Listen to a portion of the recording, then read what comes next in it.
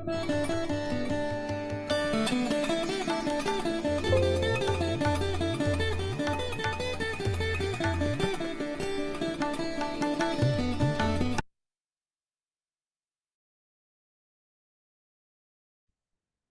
Shri Mataji. Good morning, everyone. Let's just calm down and collectively raise Kundalini and put ourselves in Bandhan.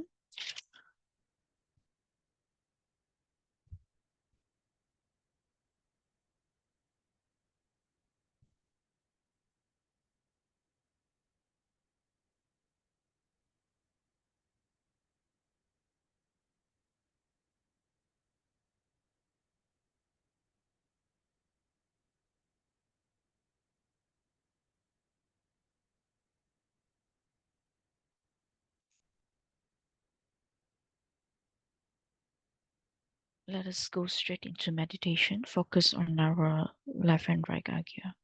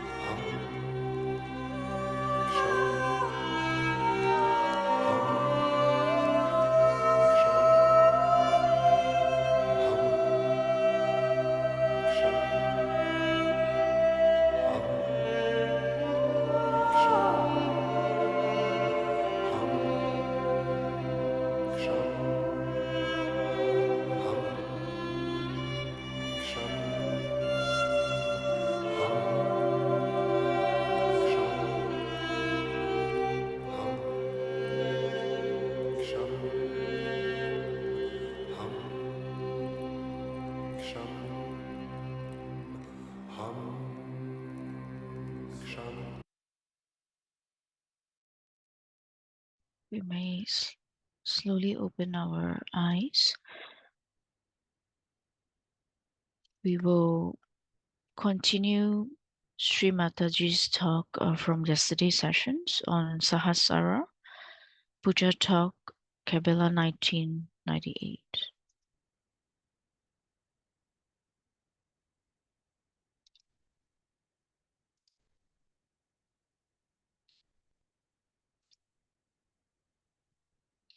Perturbed about it, that what is this? Immediately his Sahasrara was so open and good. Immediately he said, now I leave it to this divine power to stop all these things happening. I don't want it to rain and to have any problem till I come back home and go off to sleep. And it was surprising, people told me that, Mother, the clouds and everything were there all throughout, but it did not rain, did not do anything, and there was no chaos of any kind. He went to another island where he had to go, he did Sahaja Yoga and came. And then when he went to sleep, then only everything started pouring down. So nature, everything, every leaf, every flower, everything is worked out through the divine power. So we should not have our ego that we can do something ourselves, we can manage ourselves. Once you have that kind of a thing, you are not yet that much developed, you are not that much grown up in Sahaja Yoga. But to grow up in Sahaja Yoga should not be difficult for you, because you have guidelines. Those people who got their realization, very few of them, like Sufis, and we had some saints in India, all of them. How much they must have struggled. Nobody to guide them, nobody to help them, nobody to tell them about what they can achieve. And despite that, they were very satisfied people, very happy people, and they worked it out so well. They saw the whole world with another angle, as you can also see. But they were not upset, and they had such self-confidence. They had such knowledge of their own that they achieved through their meditative process. And the way they have written books, some of them are so great. It's very surprisingly how they have achieved these great verses, such full of knowledge. One cannot understand that they had no guidance, nobody was to tell them. But one thing with them was that they always tried to look after their Sahasrara. Now one thing is there obstructing Sahasrara is the movement of your Agya into thoughts. That's the only thing. That's the only thing that stops your entry into Sahaja Yoga. Thoughts are coming all the time. Because a human being is born who reacts to everything. React to this and react to that, and the thoughts come in and thoughts go. There's a big crowd of thoughts. Because of that, your attention cannot cross over Agya and can reside in the Sahasrara. So first of all, one should see what sort of thoughts are coming. You have to condemn yourself sometimes. You have to say, what nonsense, what have I been doing? What's the matter with me? How could I do all that? Once you start doing that, these thoughts will start disappearing. These thoughts are coming from two angles, one from the ego and another from your conditionings. And these are so much built up within you that they don't allow your Agya to be crossed. That's why we have two Bija mantras of Ham Ksham. First one is, when it is conditioning, you are endowed with this kind of a fear. I shouldn't do like this, I shouldn't do like that, is not allowed, that is not allowed. That's the conditioning part of it. Conditioning can be of many types. But the ego part of it is that I must overpower everybody, I must get this, I must be able to rule everyone. These two things are there in the mind, which are all the time crossing. So it's important that we should go into thoughtless awareness. And that thoughtless awareness is the real way that your Sahasrara can be nourished by the Kundalini. Because Kundalini cannot go through, cannot pass through. And for that, as I said, there are two Bija mantras. One is Ham, another Ksham.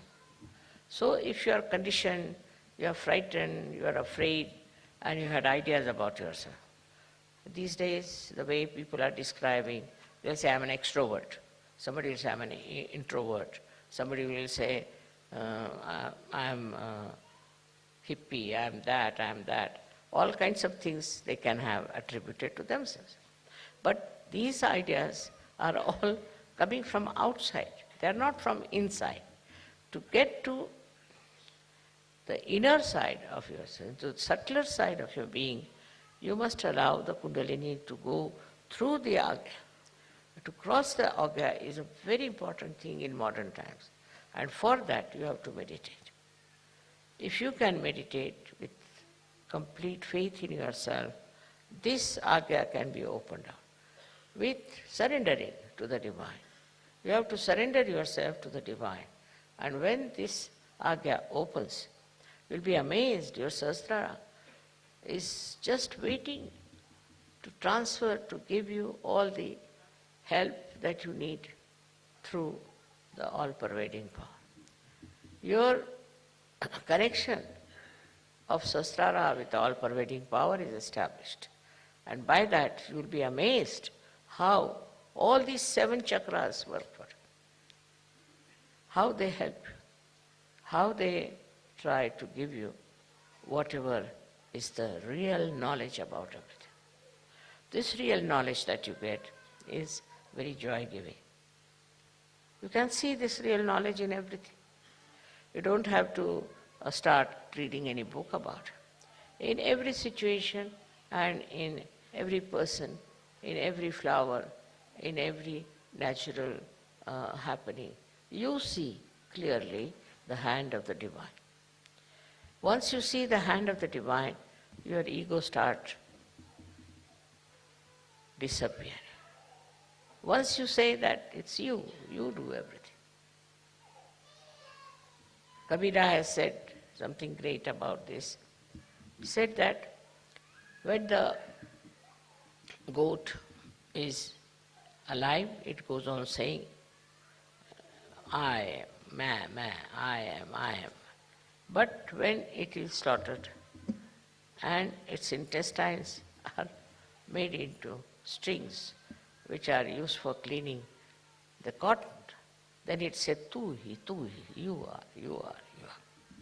See, in this symbolic way, they have suggested that you have to become dissolved into this divine power. It's the divine power that does everything. What am I? I was just a drop, and I fell into this ocean of awareness of the divine power. And that is taking over and working it out. That will help you a lot to be a great surgeon. You develop curing powers, but still you are not proud of it. You developed, of course, awakening powers, you are not proud of it. You develop so many creative powers and you are not proud of it. You become really very, very creative, extremely creative. But the greatest thing happened to you that you become a global personality.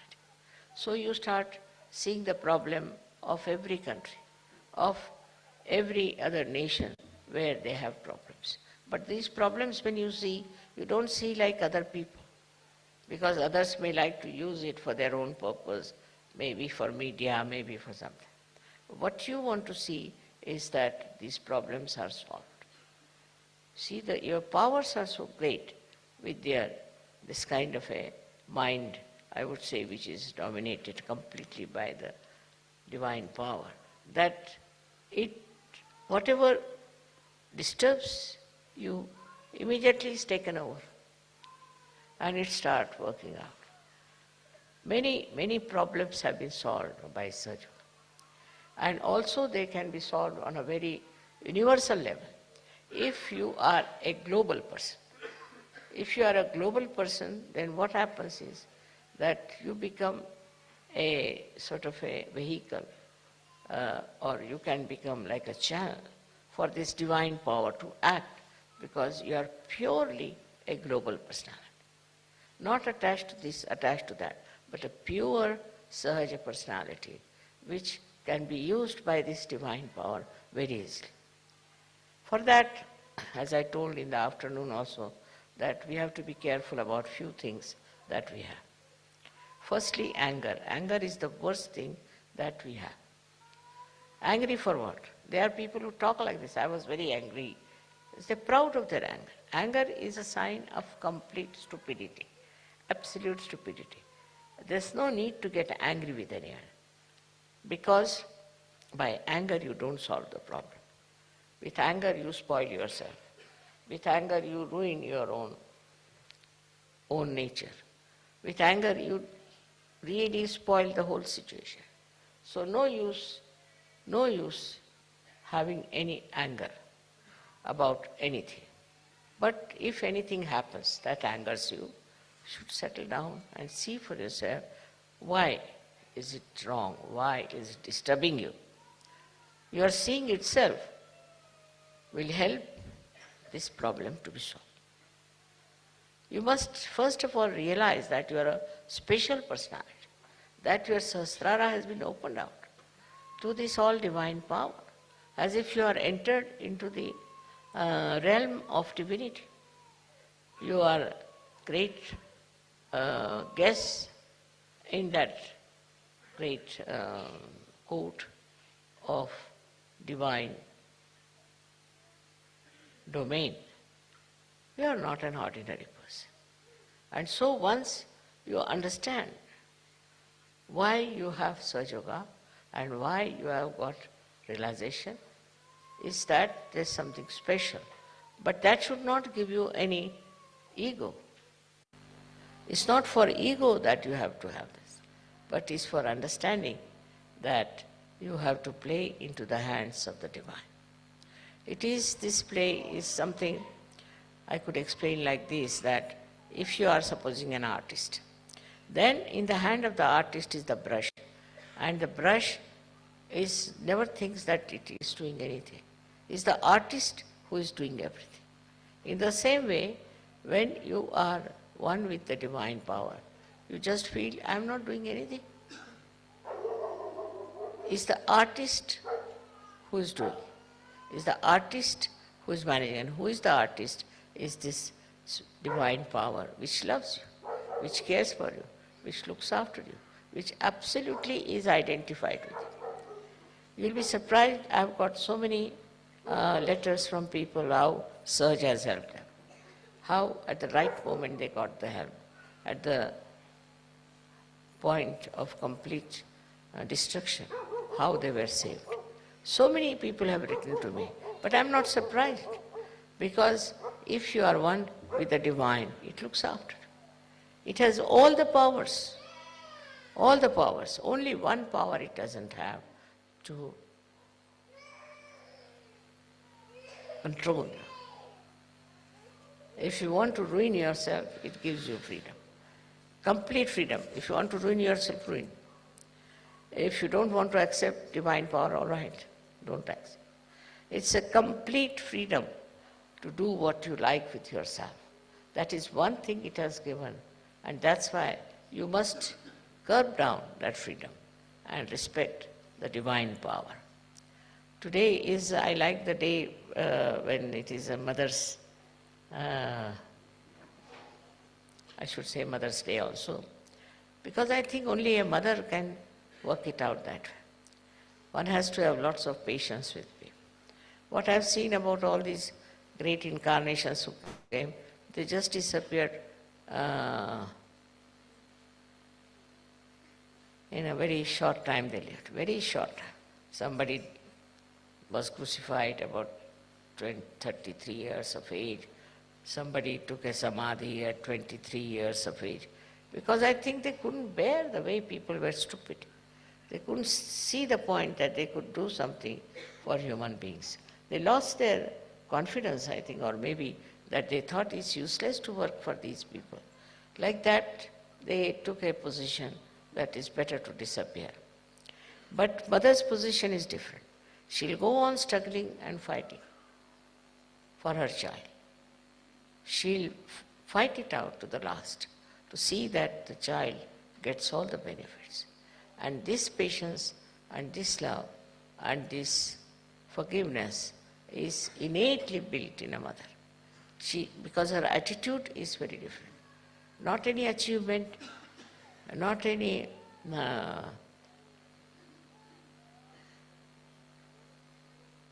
big name or a sort of an award or anything. It is just she does it because she is a mother. And that is what is the sign of any mother. If she's a real mother, at least for her own children, she will go all out.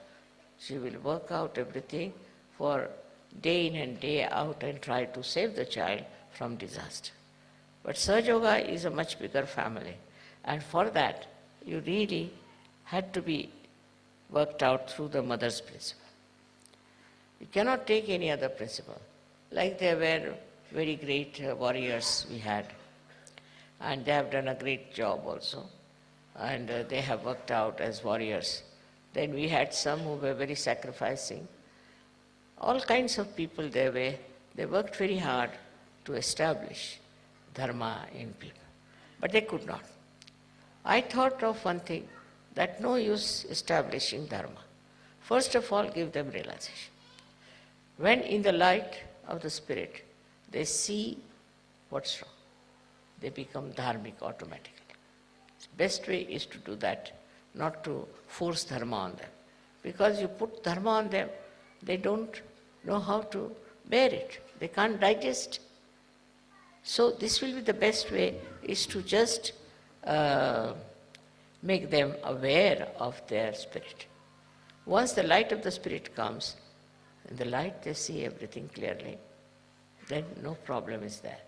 And that's why this mother's quality is very helpful.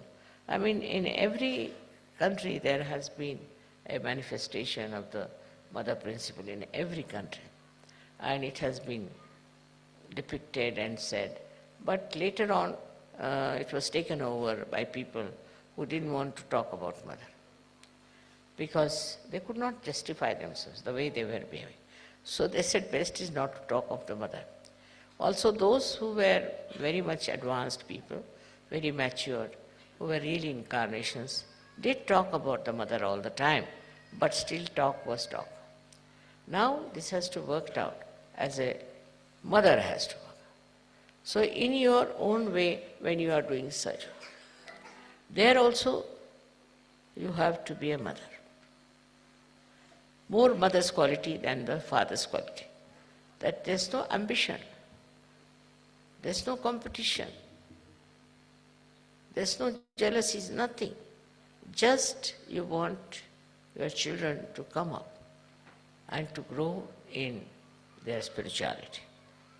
If that is the only attitude we have, then you'll be amazed how satisfied you'll feel, because this is a very, very joy-giving thing to see people growing in spirituality. Not only talking about it, not only reading about it, but actually happening, actualizing within us.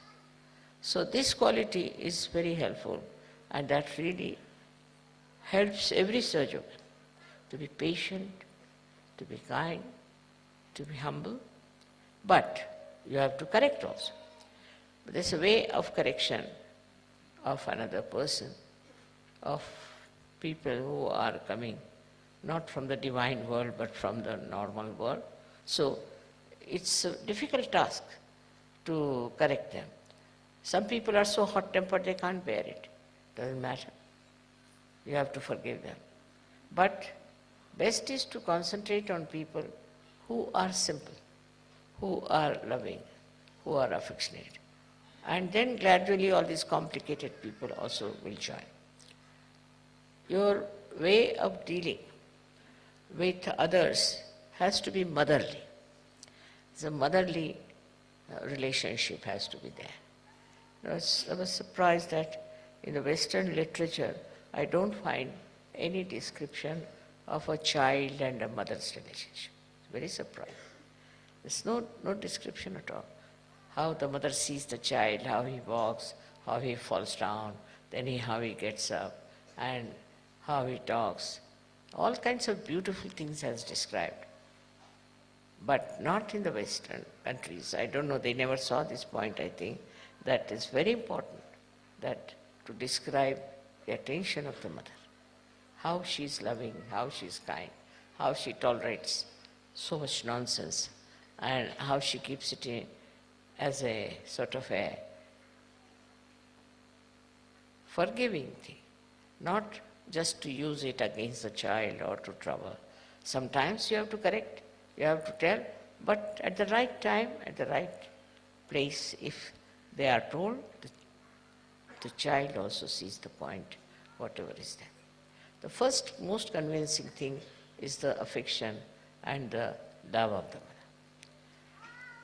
She goes on forgiving and giving that assurance that I have a mother. Nothing can happen to me. And this assurance works very well. But the same assurance you have to give to other Sahajogis who are getting realization from it. Let them feel that you are not angry with them. They are stupid, I know. They are sometimes violent. I have gone through all kinds of people. But only thing that has worked is pure love. Pure love has no attributes of expecting something. You just give love and try to improve that person with full attention. But in divine work, you don't have to get attached to that person. Supposing there's somebody who is not up to the point, is also troublesome, gets angry with you, annoyed, insults you. So forget it. There are many others. There's no need to run after one person, to get attached to that person, or to make them feel. Now, main thing is that I feel all the Sahajogis always feel that I am their own, which is a fact. Whether I talk to you, whether I meet you, or whatever it is, you have to know that I am your mother. And any problem you have, you can always tell me. But sometimes the way people tell me problems also, I feel how low they are. Their mentality is so low. What are they asking me? Supposing you go to some king and ask him for, say, $50, then what will the king say? What is the matter with this person? He doesn't know what he should ask for. In the same way, one feels that way, that when you are asking anything to your mother, it should be of some value, some great value. It should have the value of complete satisfaction. When you ask for something, it should give you complete satisfaction.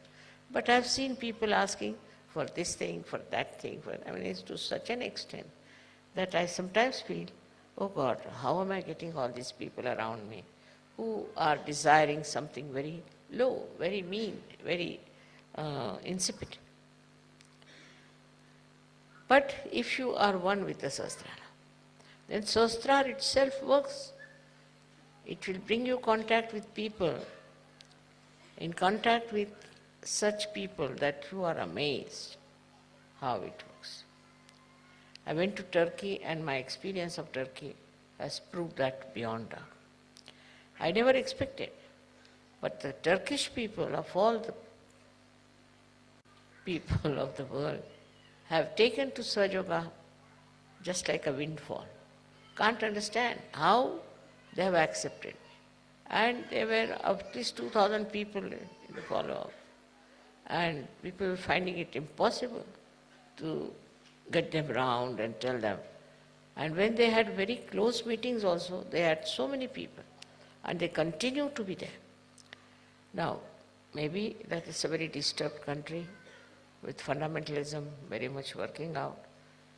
But everywhere, every country has problems and has, we should say, a kind of a very destructive image. Every country has. But in some countries, I don't know how it sparks. And once they become Sahajogis, no problem. There's no problem about anything. Once they are Sahajogis, you see, you don't have to tell them. They themselves work it out. They understand it. What is it? Like we have every country which has problems, which has people who are not of a very great level, who are not great seekers. Maybe in some countries I feel those who were great seekers are lost. Like England, I feel that all the seekers are lost by drugs, hippism, all nonsense. America is the worst of all, which is so much lost into wrong seeking. And it's difficult to find people there who have right seeking. Gradually it is working out. But still I must say, we should not think of any one particular country where Sahaja Yoga is not working out so much, or in some places working out so much. It is what we have to think globally, that Sahaja Yoga is growing. And you are part and parcel of that society, which is Sahaja Yoga. It's a very rare society which they never had. They had one or two Sufis here and there, one or two realized souls here and there, who only suffered. All their lives they were tortured. Nobody looked at them. I had great hopes about Maharashtra, but I'm so disappointed because they tortured all these great saints all throughout, so badly, in such a mean manner, that I think they are still paying for it. And despite the fact I've done so much work there, what I feel is that their karmas are not good, because they still, I would say, it's a rotten country. It's become so rotten. You can see that the way people are behaving, and the whole thing is so bad. Though Sahaja Yoga is there, no doubt, but I wouldn't say it is of that level as it is in the north of India. Very surprising, North Indians never knew anything about Sahaja Yoga. They were not such religious people either. But how the north people have taken to Sahaja Yoga is very surprising. So you can't say where the light will show. Just can't say. And wherever it shows, we should accept. Wherever it doesn't show, we should not feel bad about it. What can you do? You cannot sort of break their heads for Sahasrara. Their Sahasrara has to be opened up. And with your motherly love, with your motherly understanding, I'm sure you can do it. May not be to the same extent in every country, but I'm sure, as I feel that maybe the punyas of these great saints will work. And maybe wherever I felt little bit disappointed, I feel that all these places will work out and Sahaja Yoga will grow. But first and foremost is your Sahasrara. Only your Sahasrara can reflect the light of the giver. So your Sahasrara is extremely important. You must meditate to enrich your Sahasrara, to cure it, to make it completely nourished by the Kundalini. There's no need to do many rituals, but meditation and also little bit of taking bandhan even now today is necessary, I think, when you go out, because still Kali Yuga is working its own pangs and the Satya Yuga is trying to come out. We are the ones who are going to support, look after the Satya Yuga. And that's why the Sahasrara opening is very, very important. It's very important. And those who want to grow should meditate every day, whatever time you may come home, maybe in the morning, maybe in the evening, any time. But you will know that you are meditating when you can get into thoughtless awareness. Then you will know. Your reaction will be zero. Look at something, you'll just look at it. You won't react because you are thoughtless. You won't react. When that reaction is not there, then everything, you will be surprised, is divine. Because reaction is your gas problem. Once you are absolutely thoughtlessly aware, you are one with the divine. So much so that divine takes over every activity, every moment of your life and looks after you. And you feel completely secure, one with the divine, and enjoy the blessings of the divine. May God bless you.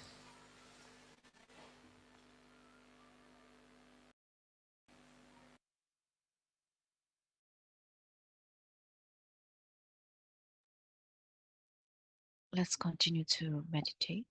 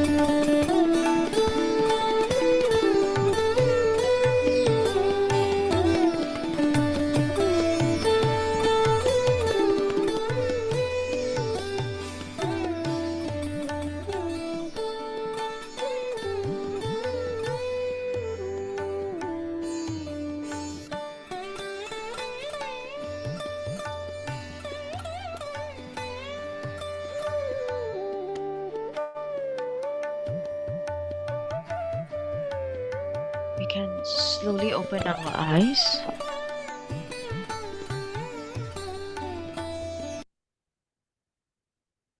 Let's collectively raise Kundalini and put ourselves in Bandhan.